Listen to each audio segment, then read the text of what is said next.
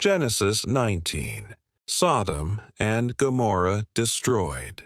The two angels arrived at Sodom in the evening, and Lot was sitting in the gateway of the city. When he saw them, he got up to meet them and bowed down with his face to the ground.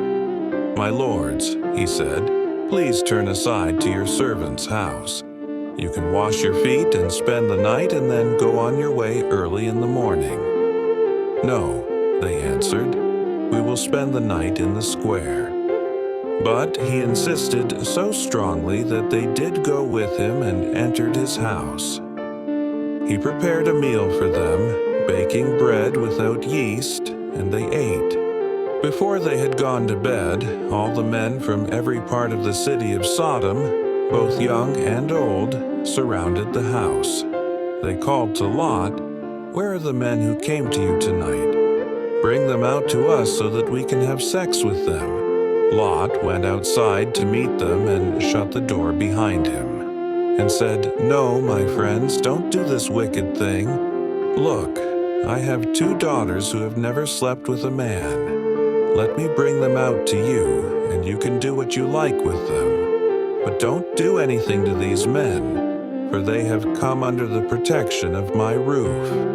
"Get out of our way," they replied. "This fellow came here as a foreigner, and now he wants to play the judge. We'll treat you worse than them." They kept bringing pressure on Lot and moved forward to break down the door. But the men inside reached out and pulled Lot back into the house and shut the door. Then they struck the men who were at the door of the house, young and old, with blindness so that they could not find the door. The 2 men said to Lot, "Do you have anyone else here? Sons-in-law, sons or daughters, or anyone else in the city who belongs to you?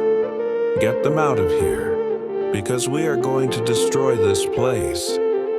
The outcry to the Lord against its people is so great that he has sent us to destroy it. So Lot went out and spoke to his sons-in-law, who were pledged to marry his daughters. He said, "Hurry and get out of this place, because the Lord is about to destroy the city." But his sons-in-law thought he was joking. With the coming of dawn, the angels urged Lot, saying, "Hurry, take your wife and your 2 daughters who are here, or you will be swept away when the city is punished." When he hesitated, the men grasped his hand and the hands of his wife and of his 2 daughters and led them safely out of the city, for the Lord was merciful to them. As soon as they had brought them out, one of them said, "Flee for your lives. Don't look back and don't stop anywhere in the plain. Flee to the mountains, or you will be swept away." But Lot said to them, "No, my lords, please. Your servant has found favor in your eyes, and you have shown great kindness to me in sparing my life. But I can't flee to the mountains. This disaster will overtake me, and I'll die. Look, here is a town near enough to run to, and it is small. Let me flee to it. It is very small, isn't it? Then my life will be spared." He said to him, "Very well, I will grant this request too. I will not overthrow the town you speak of. But flee there quickly, because I cannot do anything until you reach it." That is why the town was called Zoar. By the time Lot reached Zoar, the sun had risen over the land. Then the Lord rained down burning sulfur on Sodom and Gomorrah from the Lord out of the heavens. Thus he overthrew those cities and the entire plain, destroying all those living in the cities, and also the vegetation in the land. But Lot's wife looked back, and she became a pillar of salt.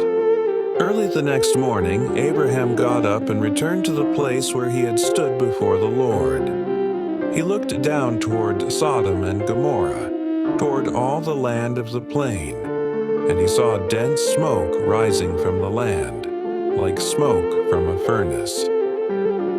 So, when God destroyed the cities of the plain, he remembered Abraham, and he brought Lot out of the catastrophe that overthrew the cities where Lot had lived. Lot and his daughters. Lot and his 2 daughters left Zoar and settled in the mountains, for he was afraid to stay in Zoar.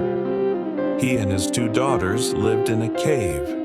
One day the older daughter said to the younger, "Our father is old, and there is no man around here to give us children, as is the custom all over the earth.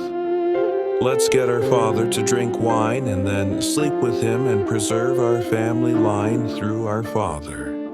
That night they got their father to drink wine, and the older daughter went in and slept with him. He was not aware of it when she lay down or when she got up. The next day the older daughter said to the younger, "Last night I slept with my father. Let's get him to drink wine again tonight, and you go in and sleep with him so we can preserve our family line through our father." So they got their father to drink wine that night also, and the younger daughter went in and slept with him. Again, he was not aware of it when she lay down or when she got up. So both of Lot's daughters became pregnant by their father. The older daughter had a son, and she named him Moab. He is the father of the Moabites of today. The younger daughter also had a son, and she named him Ben-Ami.